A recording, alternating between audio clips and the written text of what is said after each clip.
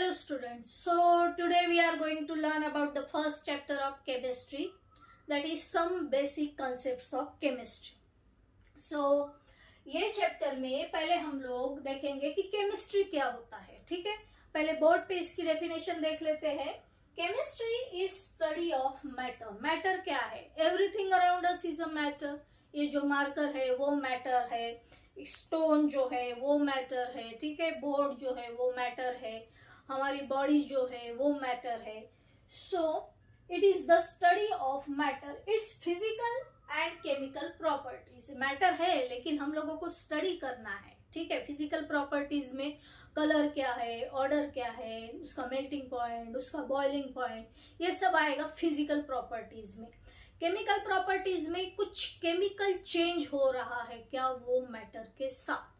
ठीक है, कुछ अगर केमिकल चेंज हो रहा है तो हम लोग उसे बोलते हैं कि उसकी हम लोग केमिकल प्रॉपर्टी या उसकी कितनी रिएक्टिविटी है वो चेक कर रहे हैं. फॉर एग्जांपल एक सिंपल एग्जांपल लेते हैं.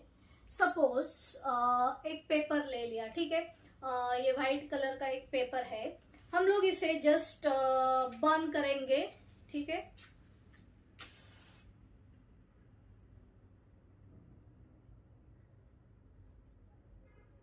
इस तरह से अगर पेपर को बर्न किया तो उसका फिजिकल अपीयरेंस चेंज होगा. नेचुरली पहले जो उसका व्हाइट कलर था धीरे धीरे वो कार्बन ब्लैक कलर में जो है वो कन्वर्ट होते जाएगा. ठीक है, कुछ गैस भी निकलेगा. तो उसका जो फिजिकल अपीयरेंस चेंज हो रहा है, इसका मीनिंग क्या है कि कुछ तो भी केमिकल चेंज हुआ है. क्यों हुआ है? हम लोगों ने उसे हीट सप्लाई की है. ठीक है, उसे बर्न किया है, उसे जलाया है. तो कुछ तो भी हम लोगों को जो है एक्टिविटी हम लोग या उसके साथ कुछ ऐसी रिएक्शन परफॉर्म कर रहे हैं कि जिसकी वजह से उसका जो है फिजिकल अपीयरेंस भी चेंज हो गया और ओरिजिनल उसकी प्रॉपर्टी भी चेंज हो गई. वो पूरी तरह से ऐसे कार्बन ब्लैक में जो है वो कन्वर्ट हो जाएगा. तो ऐसे ही हम लोग कोल का भी एग्जाम्पल बता सकते हैं. कोल आप लोगों ने देखा होगा. तो कोल को अगर बर्न करते हैं तो उसमें से भी कार्बन डाइऑक्साइड गैस जो है वो लिबरेट होता है. मतलब अपना रिएक्टेंट है कोल और उससे हम लोगों को जो मिल रहा है या लिबरेट होता है वो कार्बन डाइऑक्साइड गैस लिबरेट होता है. ऐसे ही हमने कोल को रख दिया तो उसके साथ कुछ होगा नहीं. कुछ तो भी हम लोग उसके साथ कर रहे हैं, कुछ हीट सप्लाई कर रहे हैं जिसकी वजह से वो चेंज हो रहा है. That is the chemical change. So हम यहां तक पहुंच गए. It's physical and chemical properties and the physical and chemical changes it undergoes under different conditions. तो वही हम लोगों ने कंडीशन देखी, हीट सप्लाई की जिसकी वजह से जो हमारा ओरिजिनल जो भी हमारा मैटर था वो चेंज हो गया. तो ये सिंपली थी केमिस्ट्री की डेफिनेशन. तो केमिस्ट्री में तो हम लोग बहुत सारी रिएक्शन का स्टडी करेंगे. ठीक है, डिफरेंट डिफरेंट कंडीशन पे, डिफरेंट प्रेशर पे या डिफरेंट डिफरेंट टेम्परेचर पे अलग अलग प्रोडक्ट्स हम लोगों को मिलेंगे. तो वो ऐसे बहुत से चैप्टर है. जैसे ऑर्गेनिक केमिस्ट्री जो है उनमें हम लोगों को तो पूरी ऑर्गेनिक रिएक्शन का स्टडी करना है. तो ये तो बस एक अपना बेसिक चैप्टर है, some basic concepts of chemistry. तो स्टेप वाइज हम लोग वहां तक भी पहुंचेंगे.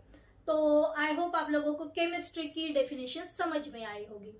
तो थोड़ा आगे बढ़ते हैं. Branches of chemistry. अभी केमिस्ट्री इतना वास्ट है, ठीक है, कि एक साथ पूरे कॉन्सेप्ट हम लोग नहीं स्टडी कर पाते हैं. तो उसकी कुछ ब्रांचेस जो है वो ब्रांचेस में उसे केमिस्ट्री को डिवाइड किया गया है. तो पहली ब्रांच जो है वो है ऑर्गेनिक केमिस्ट्री. तो ऑर्गेनिक केमिस्ट्री में क्या होता है? In organic chemistry only we are going to study the chemistry of carbon compounds. ठीक है, कार्बन कंपाउंड्स.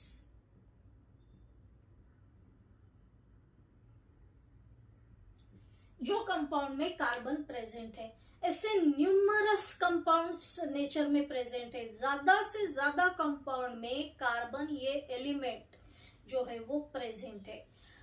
जो अपना गैस है, सिलेंडर में जो गैस फिल किया जाता है, ठीक है, it is a mixture of propane and butane. Propane क्या होता है?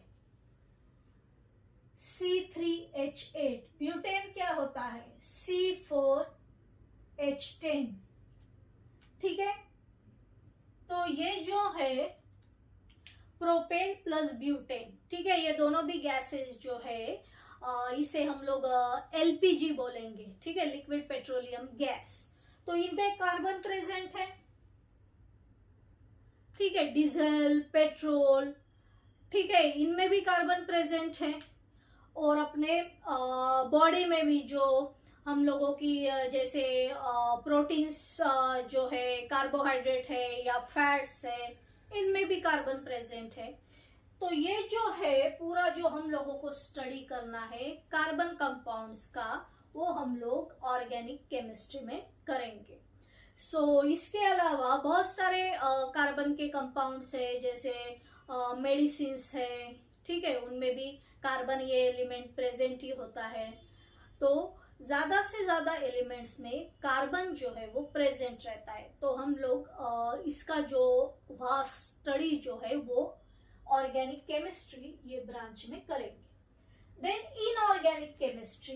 इनऑर्गेनिक केमिस्ट्री ऐसी ब्रांच है कि जिसमें कार्बन कंपाउंड्स के अलावा, ठीक है, ऐसे कंपाउंड्स की जिनमें कार्बन नहीं प्रेजेंट है, ऐसे कंपाउंड की अगर स्टडी करना है तो हम लोग उसे इनऑर्गेनिक केमिस्ट्री में स्टडी करेंगे। ऐसे बहुत सारे कंपाउंड्स है, जैसे वाटर है H2O, ठीक है, NaCl है, CaCl2 है, MgCl2 है। बहुत सारे ऐसे कंपाउंड है कि जिनमें कार्बन नहीं प्रेजेंट है, तो उनको हम लोग अंडर इनऑर्गेनिक केमिस्ट्री ये ब्रांच के अंदर हम लोग स्टडी करते हैं। Then physical chemistry. Physical chemistry is associated with the study of matter. उनका जो मैटर का अगर हम लोग स्ट्रक्चर देखते हैं, ठीक है, every matter is compose of atoms and molecules, उनका हम लोगों को डिटेल में स्टडी करना है। जैसे एटम के अंदर इलेक्ट्रॉन है, प्रोटॉन है, ठीक है, तो ये जो डिटेल स्टडी है, एटम का जो साइज है, न्यूक्लियस से आउटर मोस्ट शेल का जो डिस्टेंस है, ये सब हम लोगों को स्टडी करना है। स्पेशली एटम्स और मॉलिक्यूल की जो स्टडी करना है वो हम लोग फिजिकल केमिस्ट्री में करेंगे। Then bio and analytical chemistry. तो अभी नाउ योर डेज ये जो ब्रांच है बायो एंड एनालिटिकल केमिस्ट्री, इसका बहुत इम्पोर्टेंस है। जो भी बायो मॉलिक्यूल्स है, जैसे प्लांट्स फूड स्टोर करते हैं in the form of starch, ठीक है, तो स्टार्च ये जो है, या हम लोग भी जो भी लिविंग ऑर्गेनिज्म से रिलेटेड जो भी स्टडी है, ठीक है, हम लोग जो जैसे हमारे बॉडी के अंदर बहुत सारे मॉलिक्यूल्स प्रेजेंट है, हार्मोन्स है, तो related to bio means living organism से रिलेटेड जो भी स्टडी है, जैसे ब्लड है, कॉम्पोजिशन ऑफ ब्लड, ब्लड में क्या होता है, ठीक है, WBC, RBC, प्लाज्मा, तो ये सब जो स्टडी करना है हमें ये ब्रांच के अंदर स्टडी करना है, ठीक है। फिर लिविंग ऑर्गेनिजम्स में एनिमल्स, प्लांट्स, ह्यूमन बींग्स, सो पूरा जो बॉडी का जो स्टडी है, जैसे DNA, RNA, ठीक है, तो जितने भी बायोमोलिक्यूल्स है, ये सब की स्टडी जो की जाती है वो बायो एंड एनालिटिकल केमिस्ट्री में की जाती है। तो ये जो है ये हो गई ब्रांचेस ऑफ केमिस्ट्री।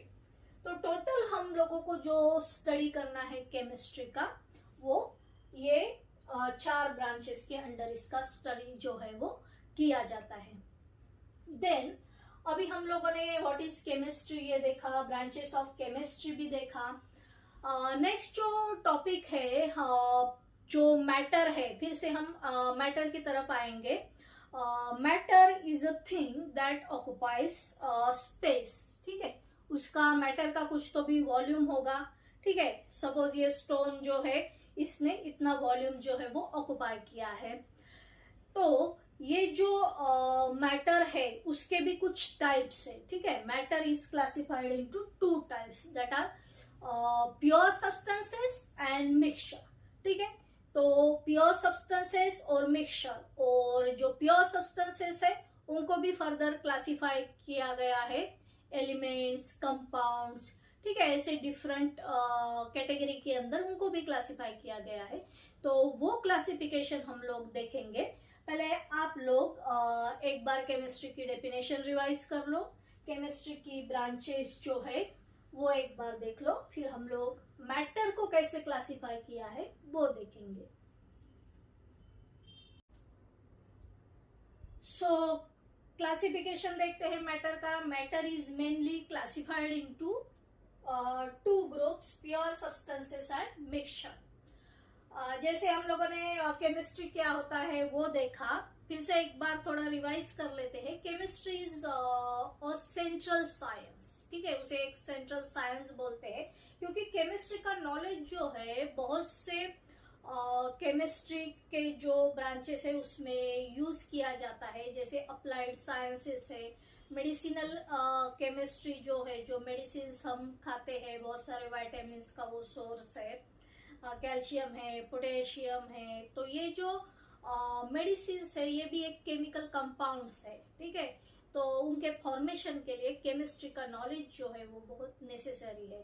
फिर earth and space sciences, earth and space sciences जैसे बहुत से एलिमेंट्स है, कॉपर, एल्यूमिनियम।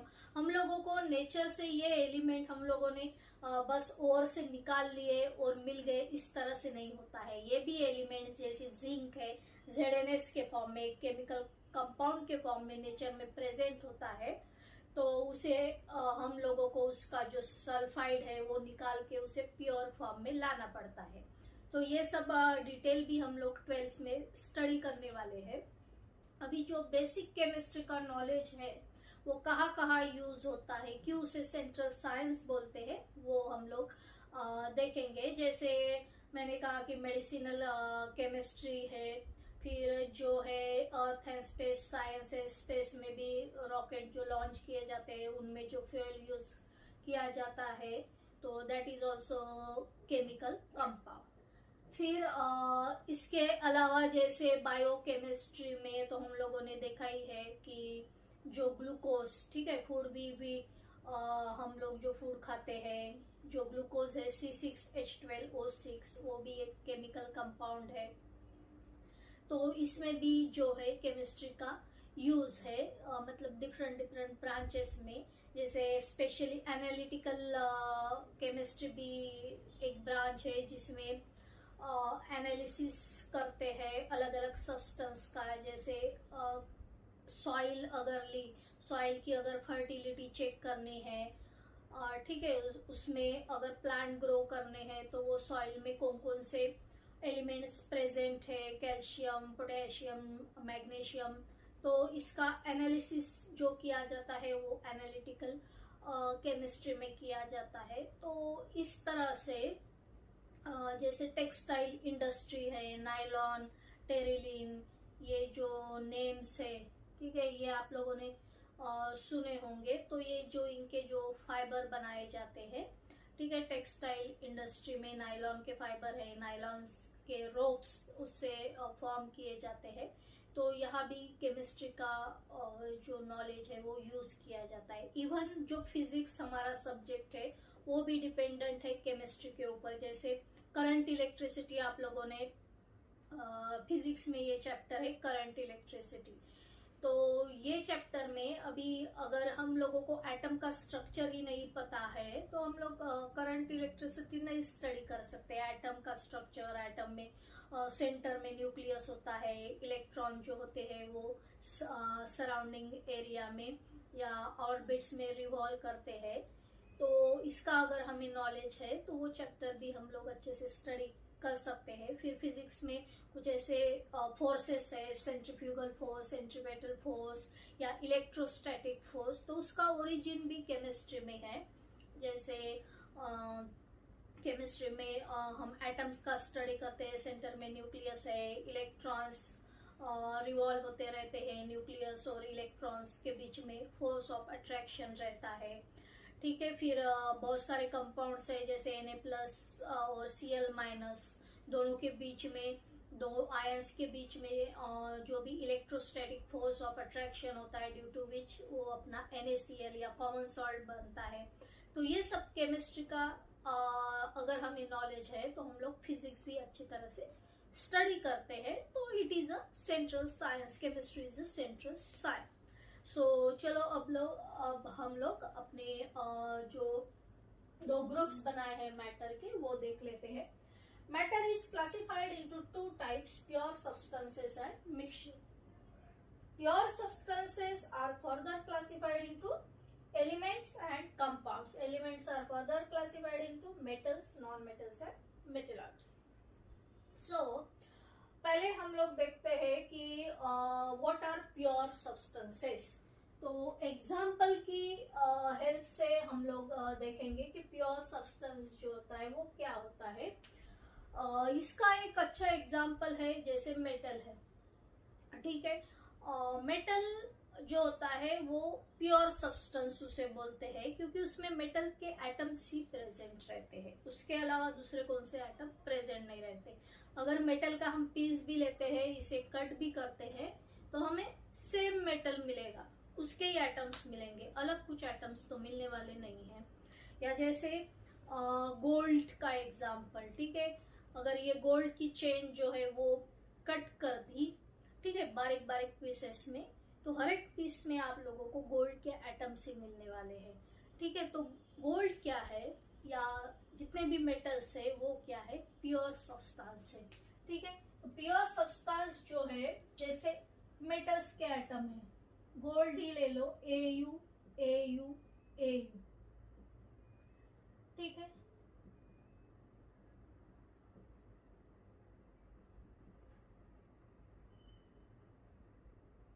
तो गोल्ड का पीस आप लोग कितना भी कट करोगे तो आप लोगों को गोल्ड के एटम्स ही मिलने वाले हैं और कुछ अलग नहीं मिलेगा। तो वो कैसा है, प्योर सब्सटेंस।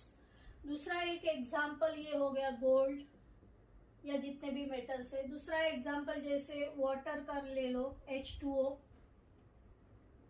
तो ये जो H2O के मॉलिक्यूल है ये V शेप फॉर्म में प्रेजेंट रहते हैं। तो बहुत सारे ऐसे H2O के जो मॉलिक्यूल्स है, वाटर के जो मॉलिक्यूल्स है, सपोज यहाँ इस तरह से ड्रॉ करेंगे, ठीक है। तो ये जो मॉलिक्यूल्स है this is also pure substance. एक स्ट्रक्चर फिक्स है, 2 हाइड्रोजन रहेंगे, एक ऑक्सीजन का एटम रहेगा, ठीक है, उससे वाटर का एक मॉलिक्यूल बनेगा। तो वो कैसा है, प्योर सब्सटेंस है, अलग कुछ उसमें ऐड नहीं किया गया है। जैसे distil water is a good example of pure substance. तो ये कंसेप्ट है हमारा प्योर सब्सटेंस का। Then mixture. तो मिक्सचर क्या होता है, सपोज हम लोग भेल का एग्जांपल ले लीजिए, उसमें बहुत सारे कंटेंट्स हम लोग यूज करेंगे, जैसे फरसान है और ऑनियन के पीसेस है, इमली की चटनी है, वो कुरमुरा है। तो बहुत सारे कंटेंट हम लोग मिक्स करेंगे तो हम लोगों को भेल मिलती है। So it is a mixture, ठीक है। और जिसका कुछ ऐसे फिक्स कंपोजिशन नहीं है कि इतना ही अमाउंट डालना है।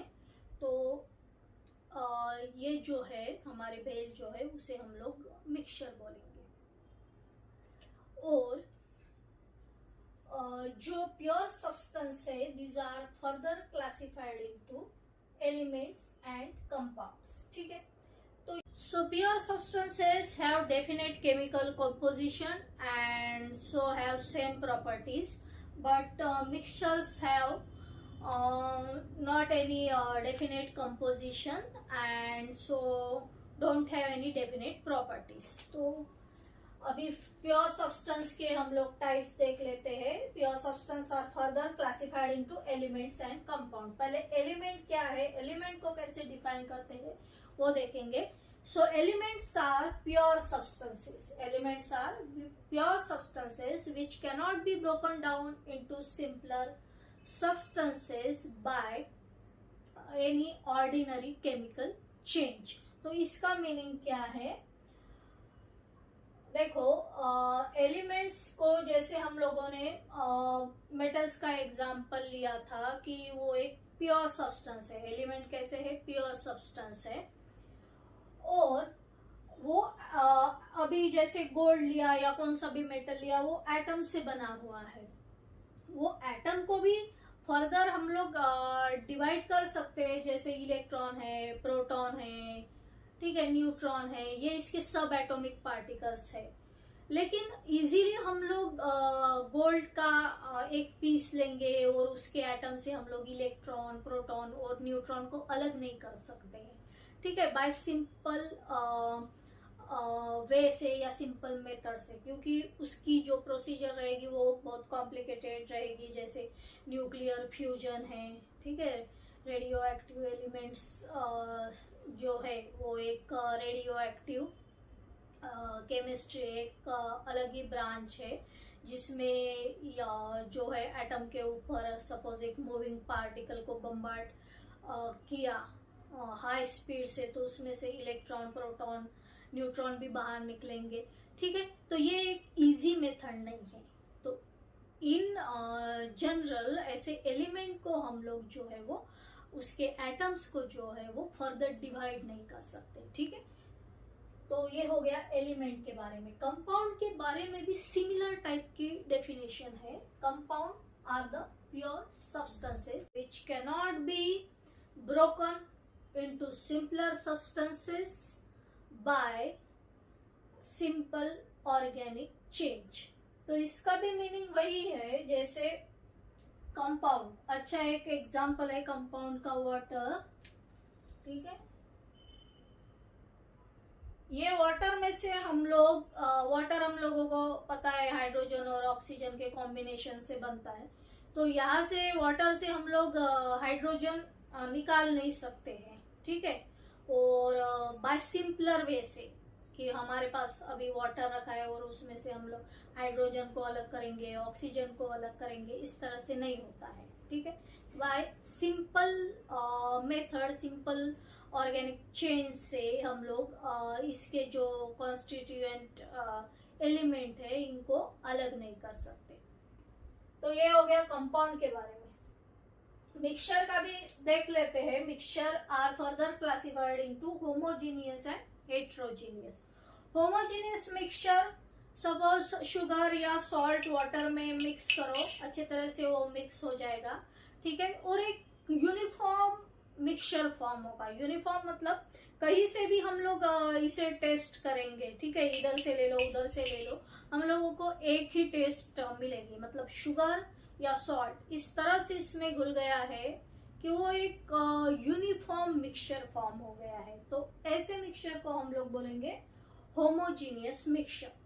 और अगर वाटर में हम लोग सॉल्ट शुगर नहीं मिक्स कर रहे हैं, सपोज सैंड मिक्स कर रहे हैं, ठीक है, तो सैंड का एक यूनिफॉर्म मिक्सचर जो है वो फॉर्म नहीं होगा. किसी जगह जो है सैंड, कुछ सैंड तो नीचे सेटल हो जाएगी. ठीक है, कितना भी हम उसे घुमाएंगे, कुछ बड़े पार्टिकल्स रहेंगे, कुछ छोटे पार्टिकल्स रहेंगे, तो पूरी तरह से वो वाटर में जो है वो मिक्स नहीं होंगे. तो ऐसे मिक्सचर को हेटेरोजीनियस मिक्सचर बोलते हैं. ठीक है, ये हो गया हेटेरोजेनियस मिक्सचर के बारे में. Elements are further classified into metals, non metals and metalloids. Metals, ठीक है, मेटल्स की कुछ प्रॉपर्टीज है, जैसे मेटल्स हैव लस्टर. ठीक है, जितने भी मेटल्स है उनके ऊपर एक शाइन रहता है. Then they are ductile, they are malleable. Ductile मतलब उसकी थीन वायर फॉर्म कर सकते हैं. मैलिएबल मीन्स थीन शीट्स जो है मेटल से बन सकती है. और जो है नॉन मेटल उसके अपोजिट रहेगा.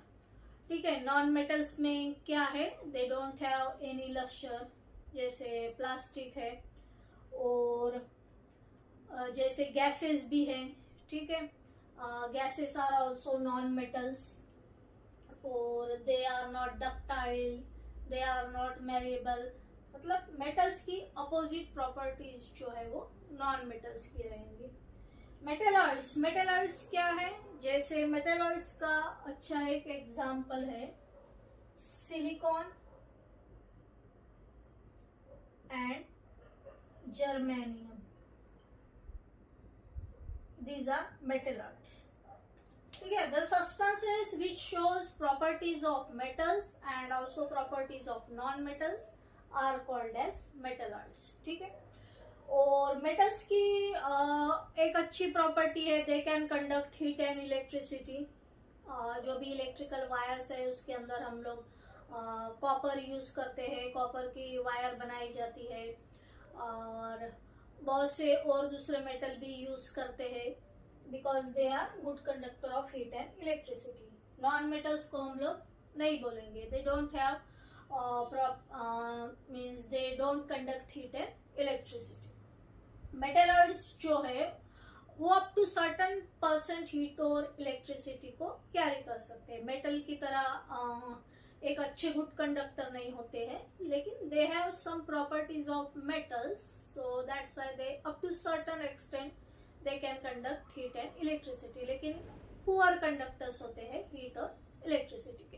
तो ये हो गया classification of matter. I hope you understood all these points. एक बार ये देख लो, फिर हम लोग कुछ जो स्टेट्स हैं मैटर की उसके बारे में भी थोड़ा सा डिस्कस करेंगे। तो अभी हम लोग स्टेट्स ऑफ मैटर देखते हैं। स्टेट्स ऑफ मैटर,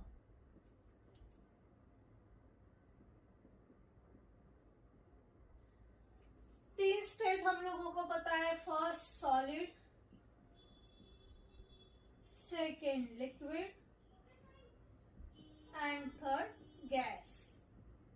ठीक है, सॉलिड में क्या होता है? Particles are compactly arrange. ठीक है, जितने भी एटम्स या मॉलिक्यूल है उनकी अरेंजमेंट कैसी होती है? एक कॉम्पैक्ट अरेंजमेंट होती है।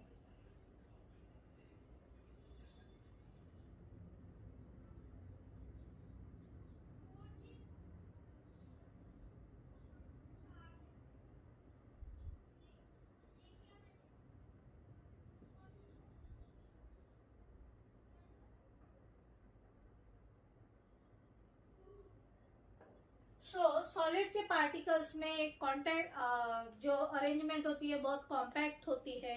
जैसे बस में भी हम लोग ट्रेवल कर रहे हो और बहुत भीड़ है बस में, तो हम अपनी पोजीशन छोड़ के दूसरी पोजीशन पे नहीं जा सकते। वही पोजीशन पे हम लोगों को स्टेशनरी वही खड़ा रहना पड़ेगा, क्योंकि डिस्टेंस ही नहीं है, हम मूव नहीं हो सकते हैं। तो ऐसी कॉम्पैक्ट अरेंजमेंट सॉलिड में होती है। लेकिन लिक्विड में क्या होती है? लिक्विड में ये जो पार्टिकल्स है ये थोड़े ऐसे दूर दूर होते हैं, उनके बीच में थोड़ा इंटर मॉलिक्यूलर या इंटर एटॉमिक डिस्टेंस बोलो होता है। तो ऐसी जो अरेंजमेंट होती है, ठीक है, तो वो लिक्विड में होती है, इसीलिए लिक्विड जो है वो फ्लो हो सकते हैं। जो थर्ड है गैस, गैस के मॉलिक्यूल्स की तो अरेंजमेंट, गैस के मॉलिक्यूल्स तो बहुत दूर दूर इस तरह से प्रेजेंट रहते हैं, बहुत डिस्टेंस होता है मॉलिक्यूल्स के बीच में। ठीक है, तो ये हो गया अरेंजमेंट के बारे में। और ये जो तीन स्टेट्स है मैटर की, solid, liquid and gas, these are interconvertible. मतलब सॉलिड लिक्विड में चेंज हो सकता है, लिक्विड गैस में चेंज हो सकता है। जिसका अच्छा एग्जांपल जो है आइस का है। ठीक है, आइस सॉलिड स्टेट का जो आइस है रूम टेम्परेचर पे रखा तो वो लिक्विड में चेंज हो जाएगा, लिक्विड को हीट किया तो वो गैस में चेंज हो जाएगा।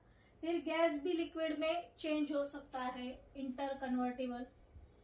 ठीक है, जो बादल रहते हैं, ठीक है, वो गैसियस फॉर्म में रहते हैं, और रेन वाटर जो हमको मिलता है वो लिक्विड फॉर्म में, तो गैस लिक्विड में भी चेंज हो सकता है, और लिक्विड जो है वो सॉलिड में भी चेंज कर सकते हैं। लिक्विड को अगर फ्रीजर में रख दिया तो उसके आइस क्यूब भी हम लोग बना सकते हैं, या डायरेक्टली सॉलिड जो है वो गैस में भी चेंज हो सकता है। कैंपर को अगर हीट किया तो वो डायरेक्टली गैस में जो है वो कन्वर्ट हो जाता है। So solid, liquid and gas are three states of matter which are interconvertible.